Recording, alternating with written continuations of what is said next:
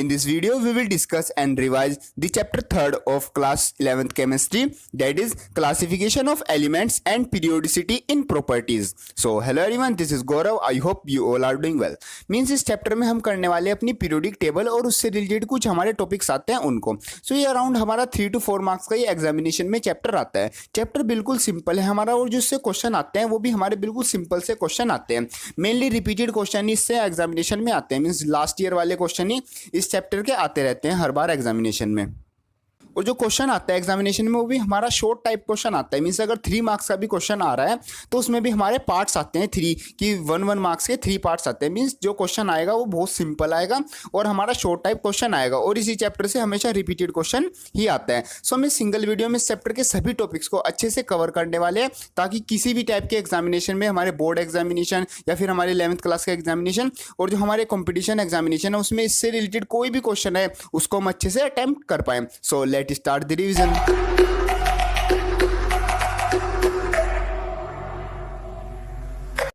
सो इस चैप्टर की शुरुआत होती है हमारी एलिमेंट से. मीन्स अगर मान लो आपके पास कोई हमारे पास 5 एलिमेंट्स हैं तो आप उनको इजीली मतलब उनके नाम भी लर्न कर पाओगे और उनकी जो प्रॉपर्टीज़ हैं वो भी आसानी से लर्न कर पाओगे. मीन्स अगर 5 एलिमेंट्स है, लेकिन अगर 5 एलिमेंट्स से हमारे 20 हो जाएं, 50 हो जाएं या फिर 100 या फिर 100 से भी ज़्यादा आपको एलिमेंट्स दे दिए जाएँ और कहें कि इसके सबके नाम याद होने चाहिए, सबकी प्रॉपर्टीज़ याद होनी चाहिए और सबका कैसा कैसा बिहेवियर है वो सब आपको याद होना चाहिए, ये थोड़ा हमारे लिए मुश्किल हो जाता है. तो ऐसी साइंटिस्ट के लिए भी ये सब जितने सारे एलिमेंट्स हो गए थे 50 to 60 एलिमेंट्स उनको याद कर पाना मुश्किल हो रहा था. मीन्स जब तक हमारे एलिमेंट्स कम थे उनको हम याद कर सकते थे, लेकिन जैसे जैसे एलिमेंट्स न्यू डिस्कवर हो रहे थे तो प्रॉब्लम आ रही थी कि उनको उनकी बिहेवियर उनकी प्रॉपर्टीज़ कैसे याद करें.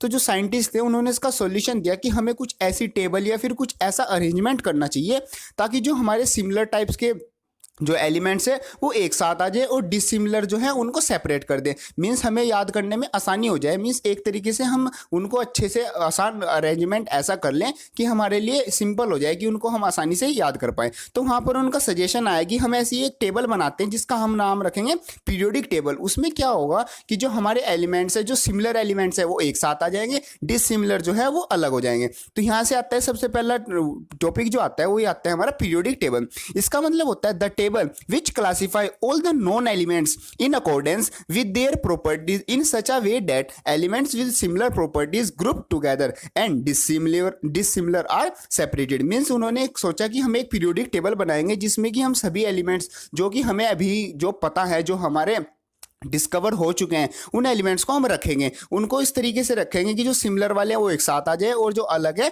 वो अलग ही रह जाए ताकि हम इनको आसानी से याद कर पाए कि उनका बिहेवियर कैसा है या फिर उनकी प्रॉपर्टीज कैसी है. तो सबसे पहले साइंटिस्ट आते हैं हमारे डोबेनियर. वो क्या देते हैं, वो डोबेनियर ट्राइड्स देते हैं. मीन्स अपना एक तरीका लगाते हैं, अपनी एक तरह से एक अरेंजमेंट देते हैं कि इस तरीके से अगर हम एलिमेंट्स को रखें तो हमारे लिए ईजिली हो जाएगा उनको याद करना.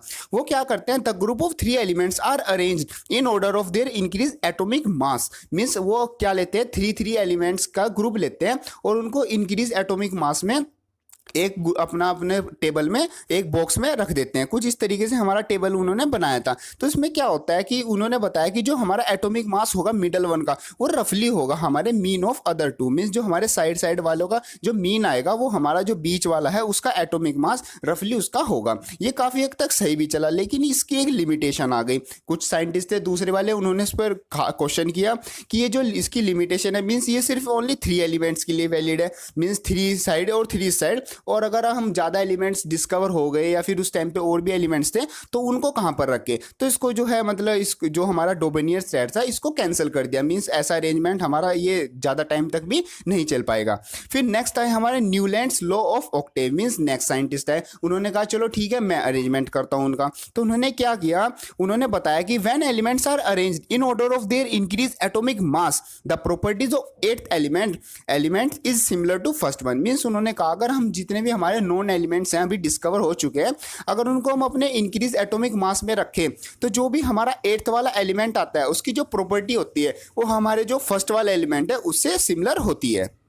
अब इस चीज़ से थोड़ी सी तो रिलैक्सेशन मिल गई थी, मीन्स अपने हम इसको लाइन से एट एलिमेंट को लाइन से लगा सकते हैं और अपना मतलब थोड़ा आसानी से याद कर सकते हैं। लेकिन इसकी भी हमारी बहुत ज़्यादा लिमिटेशन आ गई, मीन्स इसको भी हम अच्छे से यूज़ नहीं कर पाए। जैसे इसकी लिमिटेशन आती है हमारी applicable only for light elements, means जो हमारे लाइट एलिमेंट्स है जिनका एटॉमिक मास बहुत ज़्यादा लाइट था, इतना ज़्यादा हैवी नहीं थे वो सिर्फ हम उनको ही अरेंज कर सकते हैं। और second, only 56 elements will arrange, no new fit according to this method.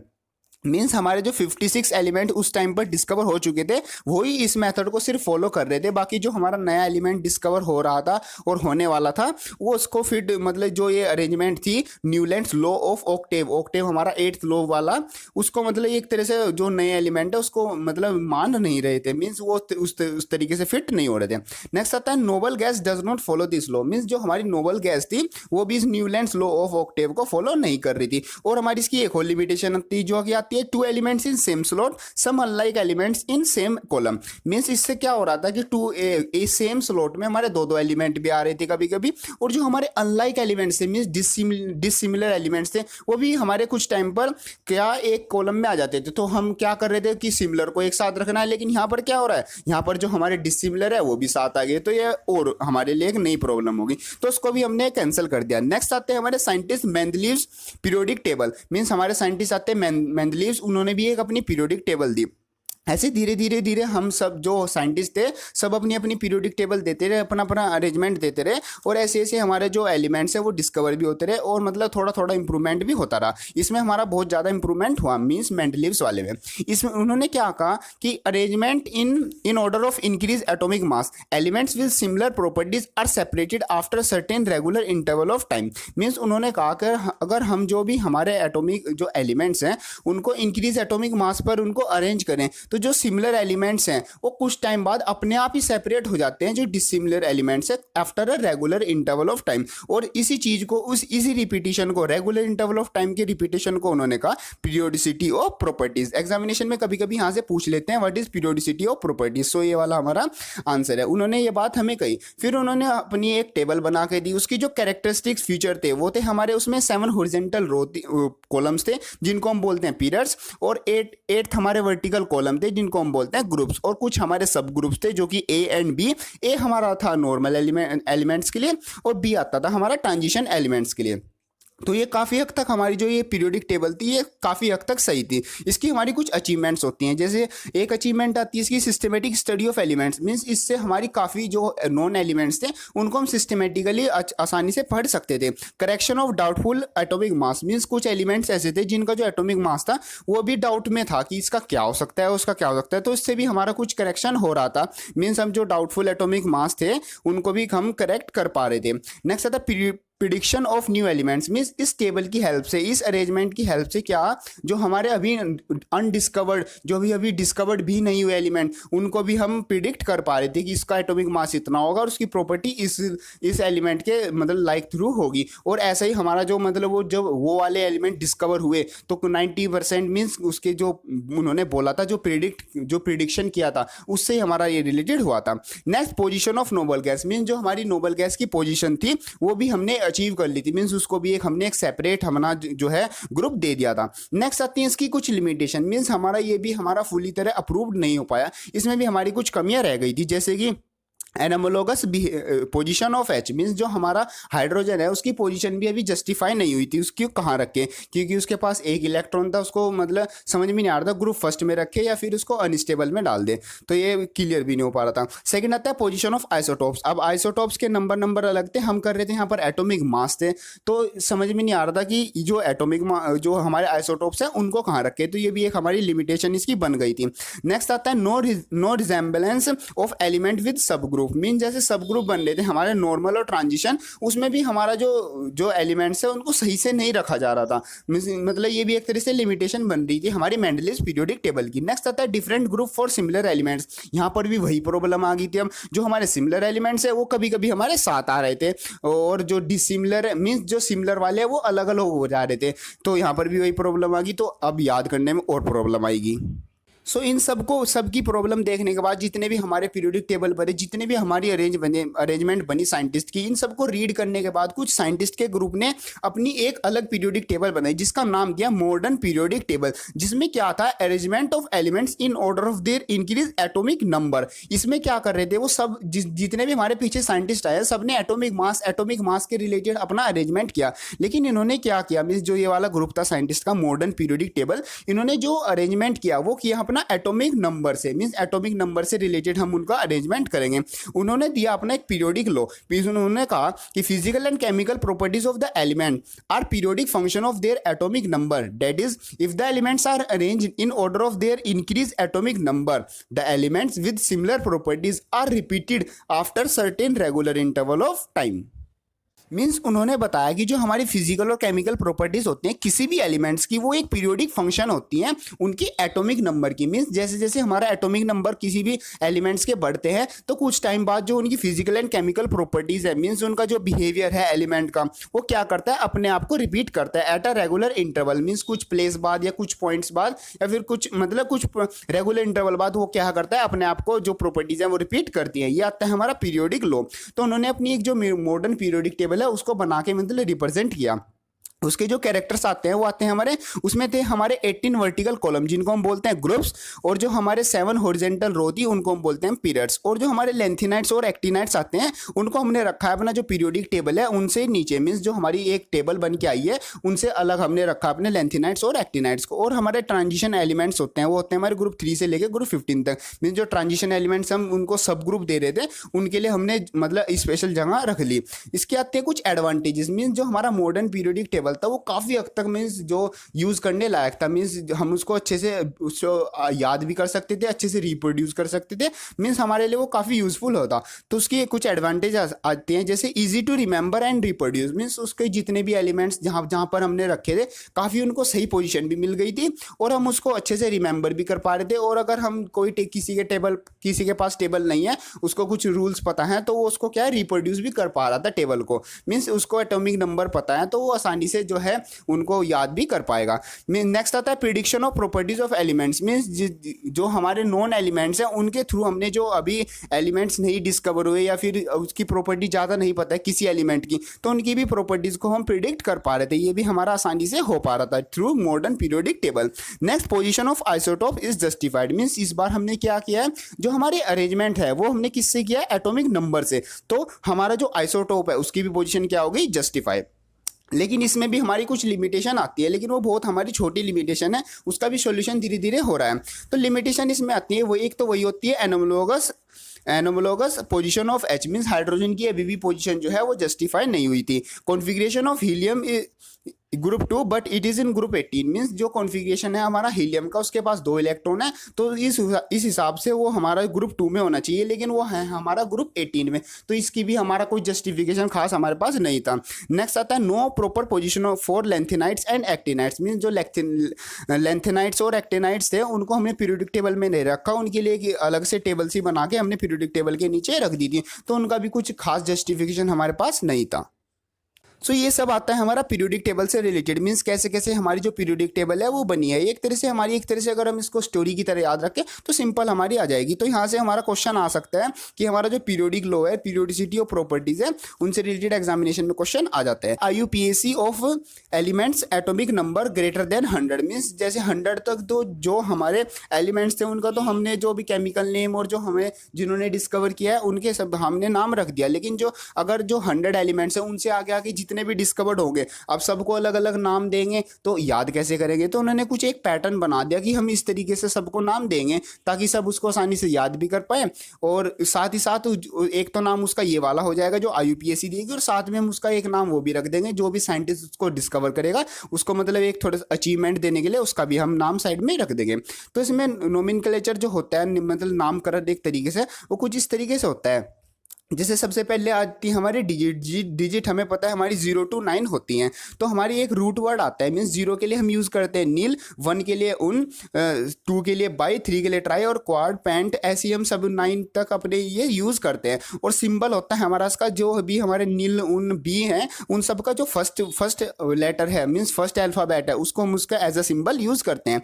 तो इसमें होता क्या है, मीन्स जो भी हमारा जैसे ये नील, उन, बी आ रहा है, इसके लास्ट में हम IUM लगा देते हैं जो भी हमारा नंबर होते हैं। इसको समझते हैं हम अपने एग्जांपल से। जैसे हमारा कोई भी हमारे पास एक एलिमेंट आता है, वो हमने उसका जो एटॉमिक नंबर आता है वो 108 आता है, मीन्स 108 है, तो उसका हम नाम कैसे रखेंगे? तो 1 के लिए हम क्या यूज़ करते हैं, जैसे हम अपने इस टेबल में देखें डिजिट, रूट और सिंबल वाले में 1 के लिए हमने यूज़ किया है उन, UN, तो हमने रख दिया UN। फिर 0 के लिए हमने यूज़ किया है नील, तो हमने UN के बाद रख दिया NIL।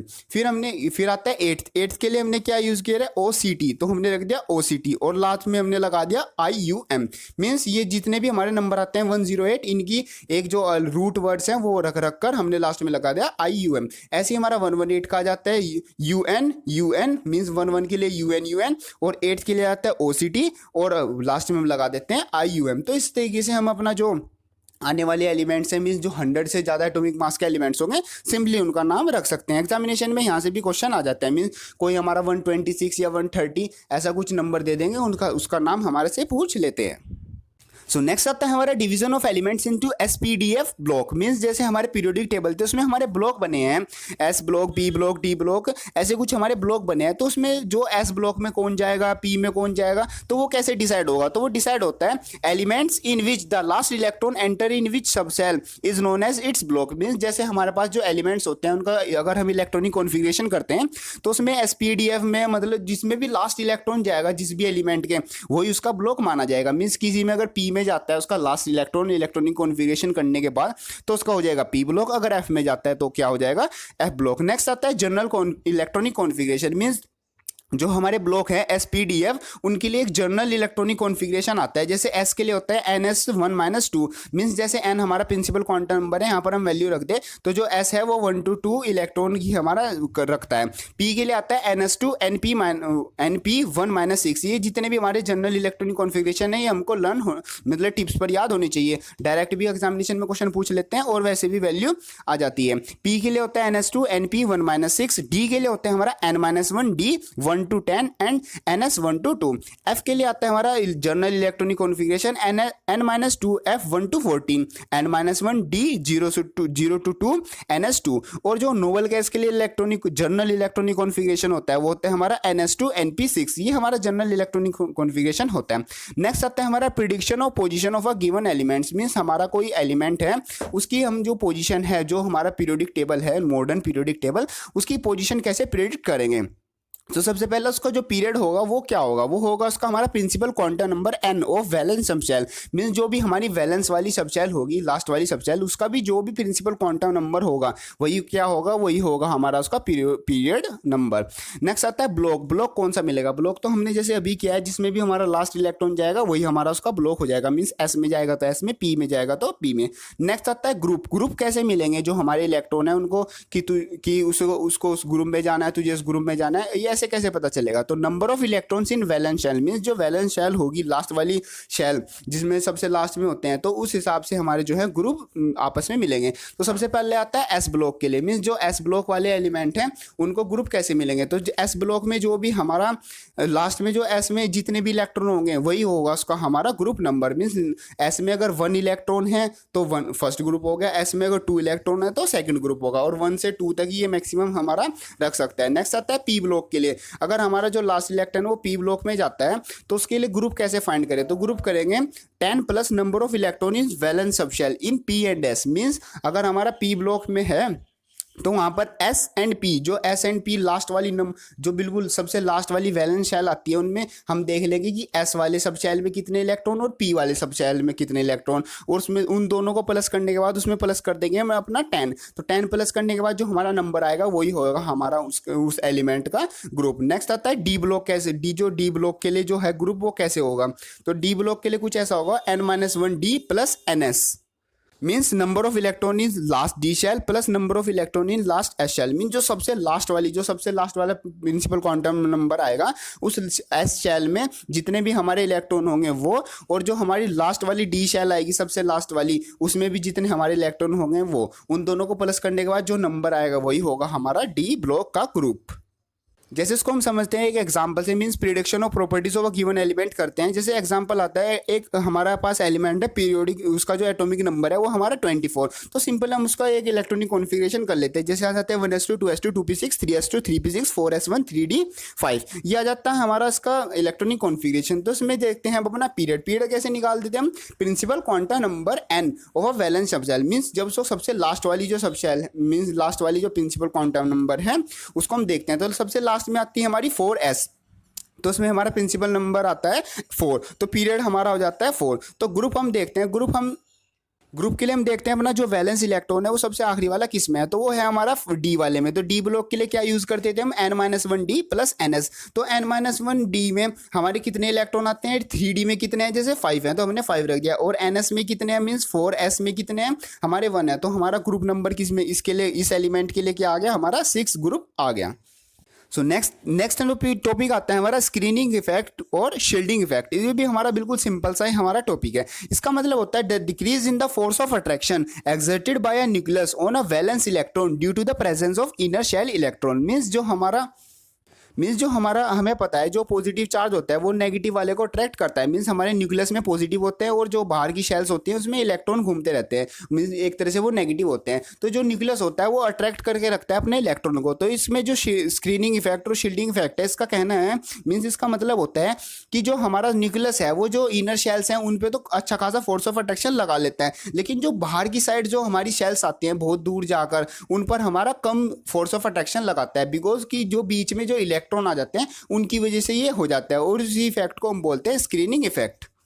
मीन्स जो हमारी एक्चुअल फोर्स आनी होती है वो एक्चुअल फोर्स हमारी थ्योरेटिकल फोर्स के इक्वल नहीं आती है। मीन्स थ्योरेटिकल फोर्स हमारी ज़्यादा आती है एक्चुअल फोर्स से। मीन्स वही हो रहा है, हमारे जो बीच में इलेक्ट्रॉन है वो कुछ एक्स्ट्रा ही हमारा फोर्स लगा रहे हैं ताकि जो हमारा न्यूक्लियस है वो उसको आसानी से अट्रैक्ट ना कर पाए। सो इसकी जो जिस फोर्स से हमारा ये अट्रैक्ट करेगा उसकी वैल्यू हम निकालते हैं। Z effective is equal to Z minus sigma. Means Z हमारा जैसे वही हम कह सकते हैं अपना एटॉमिक नंबर या फिर हमारे नंबर ऑफ प्रोटॉन्स, और सिग्मा होते हैं हमारी स्क्रीनिंग इफेक्ट की वैल्यू। आती है हमारी कैलकुलेशन फॉर सिग्मा, मीन्स जो हमारा स्क्रीनिंग इफेक्ट है उसकी वैल्यू कितनी आती है हमारे कोई भी जो एलिमेंट है उसके लिए। तो ये हम कैलकुलेट करते हैं अपना जितने भी हमारे इलेक्ट्रॉन प्रेजेंट होंगे उसके हेल्प से हम उसको कैलकुलेट करते हैं। जैसे हमारा electron to the right of the NS and NP, जो भी हमारे NS एंड NP वाले जो भी सबशेल होंगे उनके जो राइट में इलेक्ट्रॉन होंगे उनका हमारा कोई भी स्क्रीन इफेक्ट नहीं होगा। इलेक्ट्रॉन इन एन शेल का कितना प्रोवाइड करेंगे, 0.35 ईच, और जो n-1 शेल में होंगे इलेक्ट्रॉन्स वो 0.85 ईच करेंगे, और n-2 या फिर सोन n-3 n-4 उनमें जितने भी इलेक्ट्रॉन होंगे वो सब एक प्रोवाइड करेंगे 1 ईच। मीन्स 1 स्क्रीनिंग इफेक्ट की वैल्यू वो हर कोई प्रोवाइड करेगा।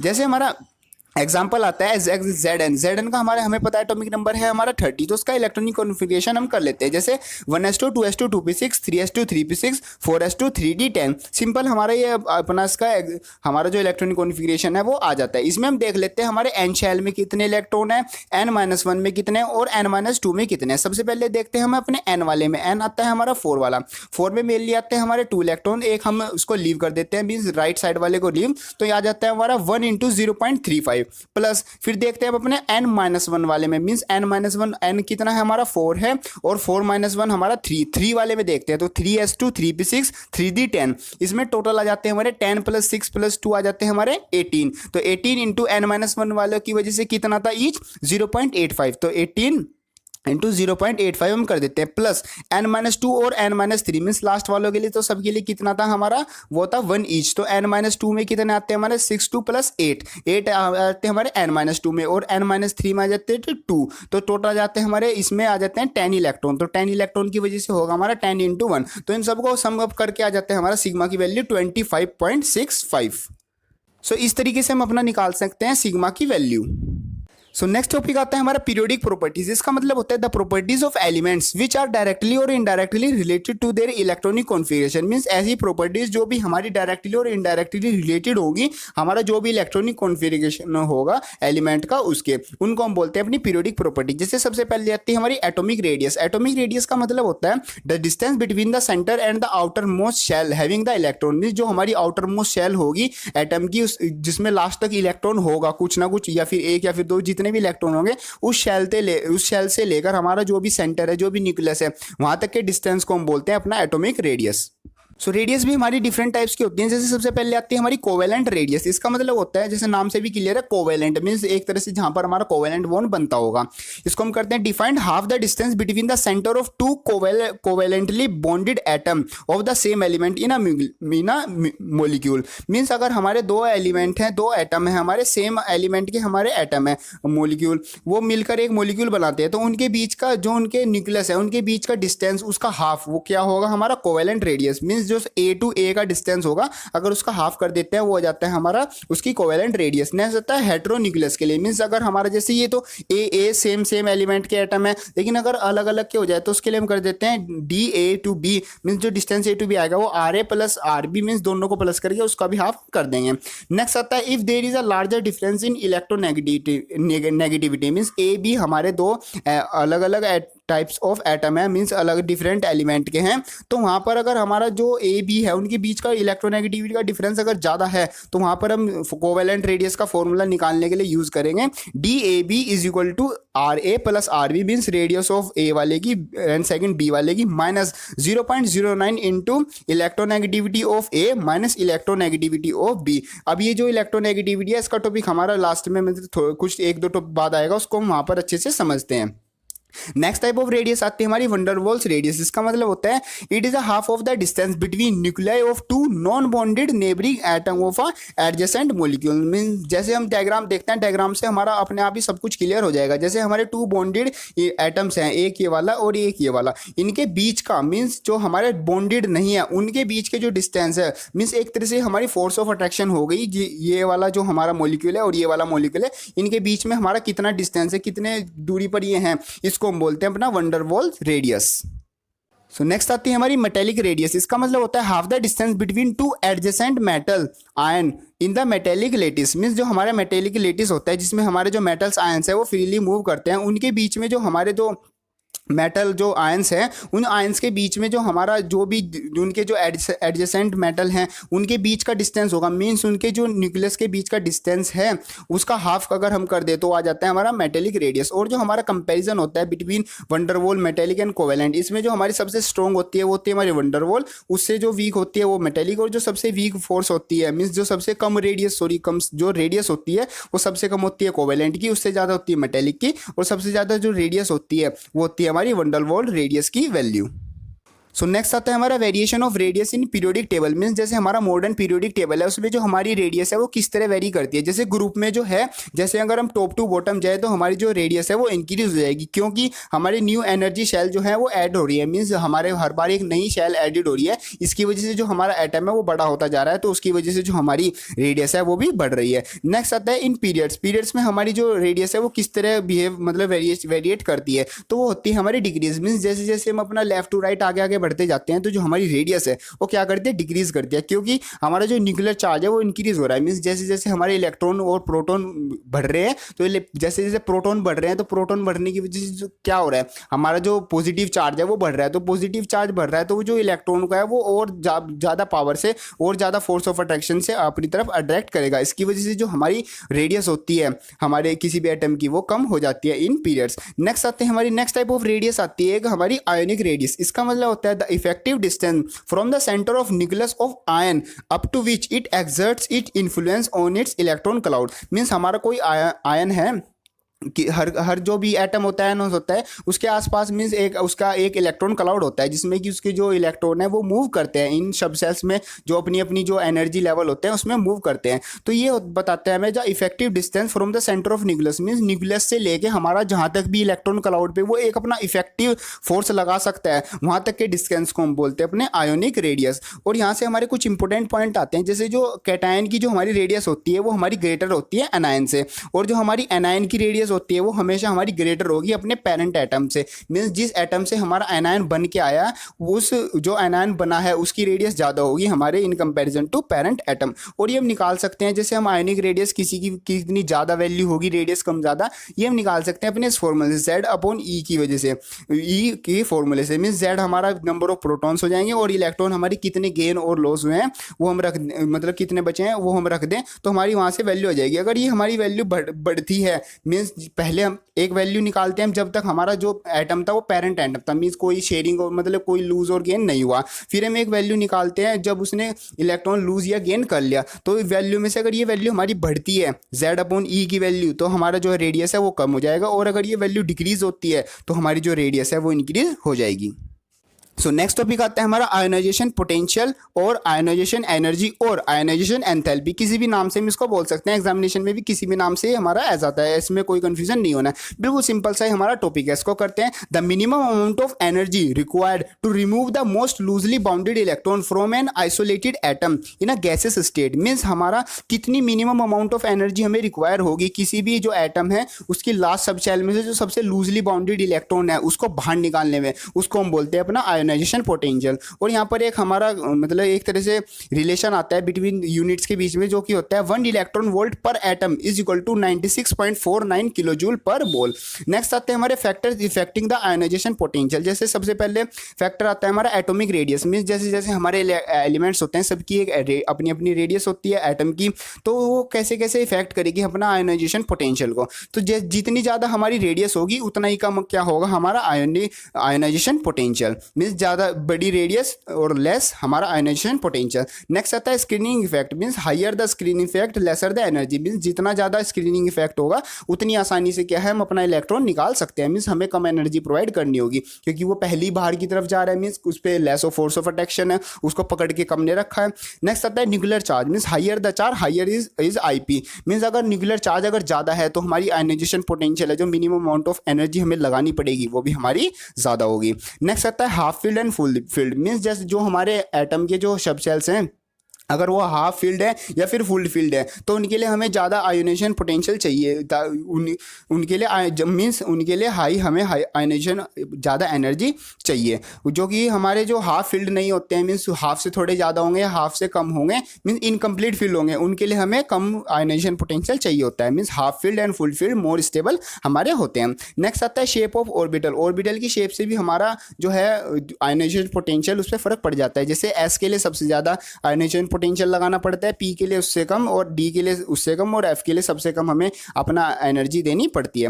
नेक्स्ट आता है variation of ionization potential in groups and periods. सबसे पहले आता है ग्रुप में। ग्रुप में क्या होता है decrease from top to bottom. Means हमारा जो आयोनाइजेशन पोटेंशियल होता है पर एटम के लिए एलिमेंट में जिसमें भी हम अपना इलेक्ट्रॉन अपना निकाल रहे हैं वो ग्रुप्स में डिक्रीज होती है उसकी एनर्जी, क्योंकि number of shells and screening effect are increasing. Means जैसे जैसे हम टॉप टू बॉटम जाएंगे हमारी नंबर ऑफ शेल्स बढ़ रही है, ऐसे ऐसे जो लास्ट वाला इलेक्ट्रॉन है उस पर जो फोर्स ऑफ अट्रैक्शन लगेगी वो कम हो जाएगी। इसकी वजह से हम जो अपना इलेक्ट्रॉन है वो आसानी से निकाल सकते हैं। मीन्स हमारी जो आयोनाइजेशन पोटेंशियल है उसकी वैल्यू डिक्रीज होती जाएगी इन ग्रुप। नेक्स्ट आता है इन पीरियड्स। पीरियड्स में क्या होगा इंक्रीज होगा because atomic size decrease. Atomic size decrease हो रहा है, इसका मतलब हमारा जो न्यूक्लियर चार्ज है वो बढ़ रहा है, और न्यूक्लियर चार्ज बढ़ने की वजह से जो हमारी आयोनाइजेशन पोटेंशियल है उसकी भी वैल्यू बढ़ती जाएगी। सो नेक्स्ट टॉपिक आता है हमारा इलेक्ट्रॉन एफिनिटी या फिर इलेक्ट्रॉन गेन एंथैल्पी। इसका सिंपल मतलब होता है the amount of energy released when an electron is added to an isolated gaseous atom to produce an ion. Means अगर हमारा कोई एटम है उसमें हम कोई इलेक्ट्रॉन जो है वो ऐड करते हैं, तो जो हम ऐड करेंगे उसमें तो वो जो एटम है उसको एनायन बनने के लिए वो कुछ एनर्जी को रिलीज करता है, तो उस एनर्जी को हम बोलते हैं अपना इलेक्ट्रॉन एफिनिटी या फिर इलेक्ट्रॉन गेन एंथैल्पी। जैसे Ag हमारा मतलब सिल्वर का कोई एटम है उसमें हम इलेक्ट्रॉन ऐड करते हैं, वो हमारा एक तरीके से अनायन बन जाता है, मींस Ag नेगेटिव, और क्या करता है एक छोटे कुछ एनर्जी को रिलीज करता है। नेक्स्ट आता है आफ्टर एडिशन। यहाँ पे क्वेश्चन आता है एग्जामिनेशन में हर बार maximum, after addition of first electron more energy is required because repulsion is greater. इसका मतलब होता है कि जो हमारी सेकंड इलेक्ट्रॉन गेन एंथैल्पी होती है वो पॉजिटिव की होती है, मीन्स वैसे तो ये नेगेटिव होती है, मीन्स एनर्जी को बाहर छोड़ दी है जब भी हम जो भी इलेक्ट्रॉन को ऐड करेंगे। लेकिन अगर हम किसी में हमने इलेक्ट्रॉन ऐड कर दिया, हमें सेकंड इलेक्ट्रॉन ऐड करना है, तो वहाँ पर हमें जो है एनर्जी बाहर से क्यों लगानी पड़ती है, हमारी एनर्जी बाहर क्यों नहीं आती? तो इसमें सिंपल इसका रीज़न आता है क्योंकि after addition of first electron, एक इलेक्ट्रॉन ऐड करने के बाद हमें ज़्यादा एनर्जी रिक्वायर्ड होती है, क्योंकि वहाँ पर क्या है, इलेक्ट्रॉन बढ़ते जा रहे हैं, तो नेगेटिव इफेक्ट ज़्यादा हो रहा है। तो हम अगर दोबारा से एक हमने इलेक्ट्रॉन ऐड कर दिया, अगर हम दोबारा उसको दूसरा इलेक्ट्रॉन ऐड करेंगे तो जो फर्स्ट वाले जो पहले इलेक्ट्रॉन है वो क्या है, उसका रिपल्शन करेंगे जो आने वाला इलेक्ट्रॉन है, तो हमें और ज़्यादा एनर्जी की रिक्वायरमेंट होगी। इसलिए हमारी जो सेकंड इलेक्ट्रॉन गेन एंथैल्पी होती है वो पॉजिटिव होती है। नेक्स्ट आता है हमारे factors affecting electron gain enthalpy. इसमें आता है सबसे पहले atomic size, means smaller the size greater will be the electron affinity. जितना छोटा साइज होगा उतनी हमारी ज़्यादा वैल्यू होगी इलेक्ट्रॉन गेन एंथैल्पी की। नेक्स्ट आता है nuclear charge increase electron affinity increase, means जितना ज़्यादा हमारा न्यूक्लियर चार्ज होगा उतनी आसानी से जो है हम अपना जो इलेक्ट्रॉन है उसको ऐड कर पाएंगे। नेक्स्ट आता है variation of electron gain enthalpy in groups and period. Groups में क्या होता है, decrease because due to increase in size. जैसे जैसे हमारा साइज इंक्रीज हो रहा है ऐसे ऐसे हमारा जो लास्ट की शेल है उन पर जो है न्यूक्लियर चार्ज कम होता जा रहा है, मीन्स उनको कम फोर्स ऑफ अट्रैक्शन से मतलब अट्रैक्ट किया जा रहा है, तो इस वजह से जो हमारी इलेक्ट्रॉन एफिनिटी होती है वो भी डिक्रीज हो जाती है।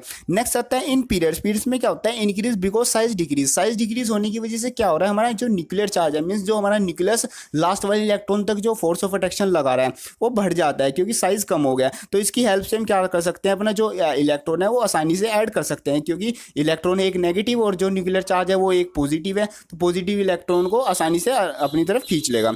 नेक्स्ट आता है for stable configuration EGC means electron gain enthalpy zero, means जो जिस भी जैसे नोबल गैस है हमारी, जिनका भी हमारा स्टेबल कॉन्फिगरेशन होगा, इलेक्ट्रॉनिक कॉन्फिगरेशन जो है स्टेबल होगा, उसके लिए जो हमारा इलेक्ट्रॉन गेन एंथैल्पी होगी वो क्या होगी, zero. For oxygen and fluorine electron gain enthalpy has low value very small size, means इनके जो साइज है वो बहुत ज़्यादा स्मॉल है, इसकी वजह से जो उनकी इलेक्ट्रॉन गेन एंथैल्पी हो जाती है वो भी हमारी बहुत ज़्यादा लो हो जाती है। नेक्स्ट एक हमारा नोट पॉइंट आता है, जैसे कि halogen have the highest electron gain enthalpy because उनका जो साइज़ है, एटॉमिक साइज़ है वो भी बहुत छोटा है, और जो उनका इलेक्ट्रॉनिक कॉन्फ़िगरेशन है वो है हमारा NS2 NP5 मीन्स NNP5। उनको क्या है, स्टेबल होने के लिए सिर्फ एक इलेक्ट्रॉन चाहिए, तो वो एक इलेक्ट्रॉन क्या है बहुत आसानी से मतलब एकदम अपने आप ही ले लेंगे। तो हेलोजन की जो हमारी इलेक्ट्रॉन गेन एंथैल्पी होती है वो हाईएस्ट होती है। नेक्स्ट टॉपिक आता है हमारा इंपॉर्टेंट है इलेक्ट्रोनेगेटिविटी। इसको हम डिनोट करते हैं अपना काई से। इसका मतलब होता है tendency to attract shared pair of electron towards in a covalent bond. Means जैसे हमारा कोवेलेंट बॉन्ड बनता है उसमें हमारे दो एटम्स आते हैं, तो दो एटम्स के बीच में हमारी शेयरिंग होती है, तो शेयरिंग के जो इलेक्ट्रॉन जो शेयर्ड पेयर इलेक्ट्रॉन होते हैं जो आपस में शेयर हुए हैं, तो कौन सा जो एटम है वो उसको अपनी तरफ खींच लेगा, उसको हम बोलते हैं, उस टेंडेंसी को हम बोलते हैं, अट्रैक्ट करने की टेंडेंसी को बोलते हैं हम अपना electronegativity.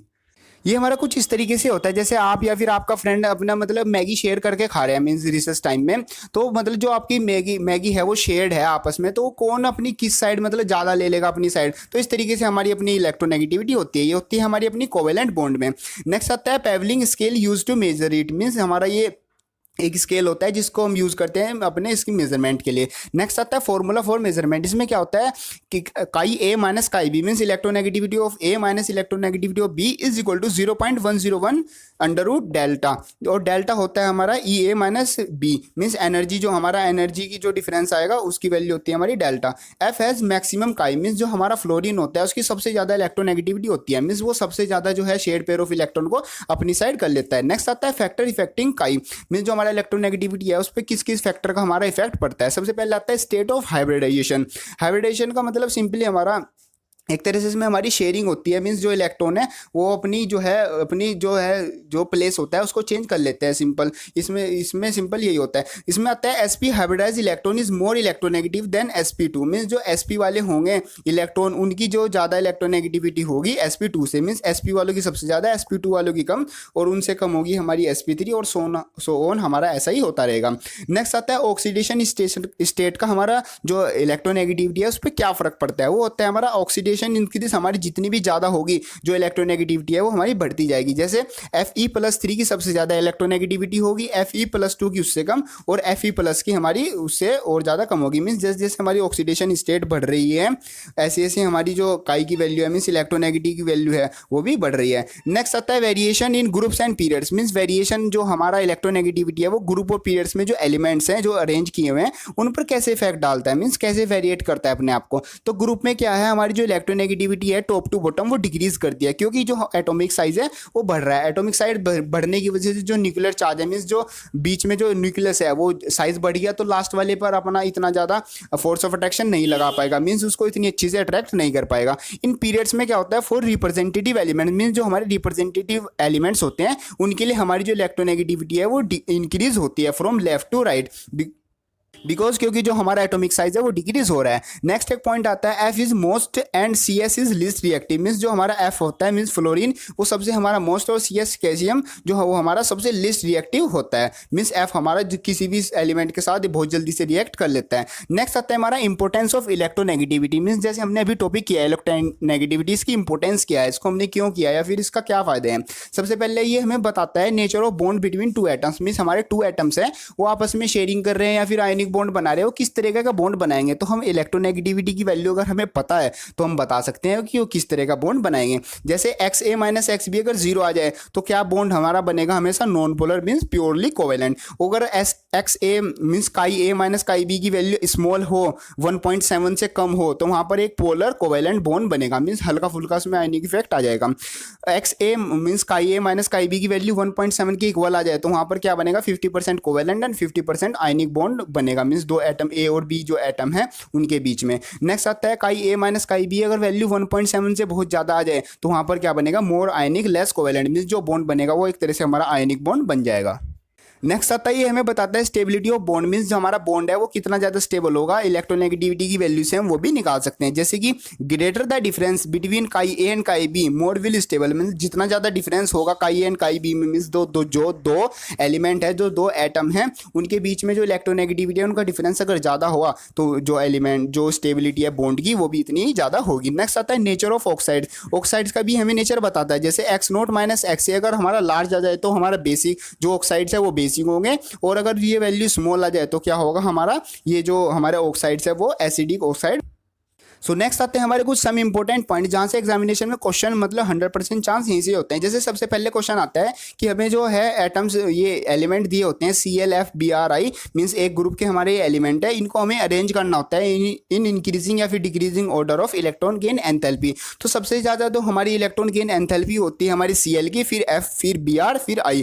Most of the students का मतलब कभी कभी गलती हो जाती है, जैसे ऑर्डर तो होता है हमारा FClBri, लेकिन यहाँ पर जो इलेक्ट्रॉन गेन एंथैल्पी का ऑर्डर बनता है वो बनता है हमारा Cl, फिर F, फिर Br, फिर I। नेक्स्ट आता है इलेक्ट्रोनेगेटिविटी। इलेक्ट्रोनेगेटिविटी हमारी किस तरह अरेंज होती है, तो सबसे ग्रेटर होती है F की, फिर Cl की, फिर Br की, फिर I की। नेक्स्ट आता है in period chi become more negative from left to right, means अगर हम लेफ्ट टू राइट पीरियड में चलते हैं तो जो हमारी इलेक्ट्रोनेगेटिविटी है उसकी वैल्यू ज़्यादा से ज़्यादा नेगेटिव होती चली जाएगी, क्योंकि ऐसा इसलिए होता है कि जो हमारा न्यूक्लियर चार्ज है वो बढ़ता जा रहा है।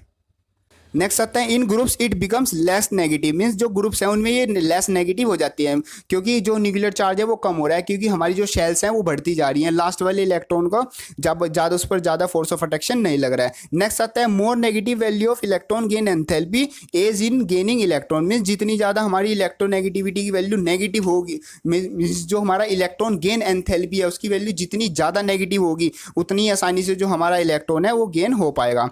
इलेक्ट्रॉन गेन एंथैल्पी इन पीरियड्स इंक्रीज, पीरियड्स में जो इलेक्ट्रॉन गेन एंथैल्पी होती है वो हमारी इंक्रीज होती है। So next and last topic आते हैं हमारे characteristics of SPDF blocks, means जो SPDF ब्लॉक्स में जो एलिमेंट्स हैं उनकी क्या कैरेक्टरिस्टिक्स होती है।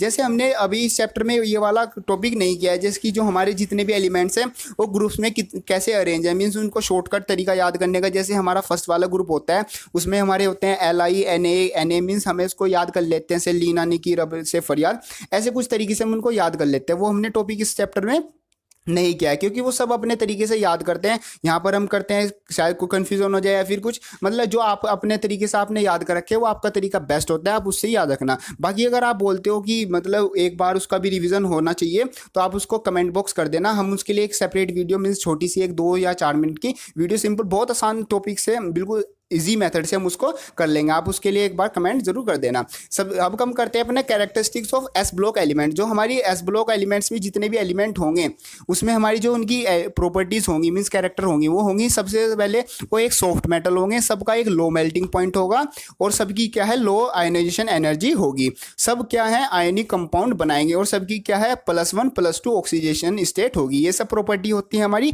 S ब्लॉक एलिमेंट्स की। नेक्स्ट आती है property characteristics of P block block elements, इसमें क्या होगा, they show variable oxidation state, form both and ionic bond, means हर तरह के आयनिक और कोवेलेंट बॉन्ड दोनों बॉन्ड बनाएंगे। Most of them are non metals, P block में ज़्यादातर हमारे जो एलिमेंट्स हैं वो नॉन मेटल्स हैं। दे फॉर्म एसिडिक ऑक्साइड, अब नॉन मेटल्स हैं तो ज़्यादातर कौन सी ऑक्साइड बनेगी हमारी, acidic. They are highly electronegative, means जो पी ब्लॉक में जितने भी एलिमेंट्स हैं, मोस्ट ऑफ द एलिमेंट्स जितने भी हैं वो हाईली इलेक्ट्रोनेगेटिव हैं। Characteristics of D block element, D block में एलिमेंट में हमारे जितने भी मेटल्स आते हैं वो सब हार्ड हैं और उनका हाई मेल्टिंग पॉइंट है, और जो उनकी ऑक्सीडेशन स्टेट है वो भी वेरिएबल है। सो वो क्या करते हैं, हमारा पैरामैग्नेटिक कैरेक्टर को शो करते हैं। मीन्स पैरामैग्नेटिक और डायमैग्नेटिक हमारे तो दो तरह के मैग्नेटिक कैरेक्टर होते हैं। ये जो इसमें पी डी ब्लॉक में जो एलिमेंट्स होते हैं वो एक तरह से पैरामैग्नेटिक को शो करते हैं। ये जो पी ब्लॉक में डी ब्लॉक में जो एलिमेंट्स होते हैं वो गुड कंडक्टर होते हैं। नेक्स्ट एंड लास्ट आता है characteristics of F block element. ये क्या होते हैं, ये हमारी वेरिएबल ऑक्सीडेशन स्टेट को शो करेंगे, इनका जो मेल्टिंग पॉइंट होगा वो भी हाई होगा और इनकी जो डेंसिटी है वो भी हाई होगी। Next form coloured complexes, means ये कलर्ड कॉम्प्लेक्सेस बनाते हैं, मीन्स जो हमारे कंपाउंड होते हैं एक कलर्ड कॉम्प्लेक्सेस तरह का कंपाउंड बनाते हैं। कौन से, F block elements. Most of actinoids and radio active, means ज़्यादातर इसमें हमारे एक्टिनोइड्स और रेडियो एक्टिव होते हैं। मीन्स एफ ब्लॉक एलिमेंट में ज़्यादातर हमारे रेडियो एक्टिव एलिमेंट्स होते हैं। So this is the revision of chapter 3 class 11th chemistry, classification of elements and periodicity in properties। in short हमारा पीरियोडिक टेबल का पूरा ये वाला चैप्टर आसानी से हो गया है। बिल्कुल सिंपल वर्ड में हमने इसको पूरे चैप्टर के सभी टॉपिक्स को अच्छे से रिवाइज कर लिया। अभी हमारा एक वाला जो हमारे में जो एलिमेंट्स थे ग्रुप में कैसे कैसे नंबर से मतलब बिना उनका शॉर्टकट तरीका याद करने का वो हमारा रहता है, उसको हमने इसमें अभी ऐड नहीं किया, रीज़न मैंने बता दिया। अगर वो करना है तो उसके लिए आप प्लीज़ एक बार कमेंट कर देगी, उसके लिए हमने अपनी सिंपल सी एक अच्छी सी सेपरेट वीडियो बना देंगे। सो वीडियो हेल्पफुल लगे तो उसको लाइक ज़रूर करना और अपने जो आपके क्लासमेट्स हैं उनके साथ वीडियो जरूर शेयर करना और चैनल को सब्सक्राइब जरूर कर देना। आप मतलब मोस्ट ऑफ द स्टूडेंट्स क्या होते हैं, वीडियो को मतलब देख भी लेते हैं, वीडियो अच्छी भी होती है, लाइक भी कर देते हैं, लेकिन कई बार सब्सक्राइब नहीं करते हैं। तो प्लीज़ चैनल को सब्सक्राइब करके ज़रूर जाना है। सो मिलते हैं अपनी नेक्स्ट वीडियो में, अपनी या फिर नेक्स्ट रिवीजन की वीडियो या फिर हमारी जो 11th की डेरिवेशन सीरीज चल रही है उसके लिए। सो तब तक के लिए बाय बाय, थैंक यू।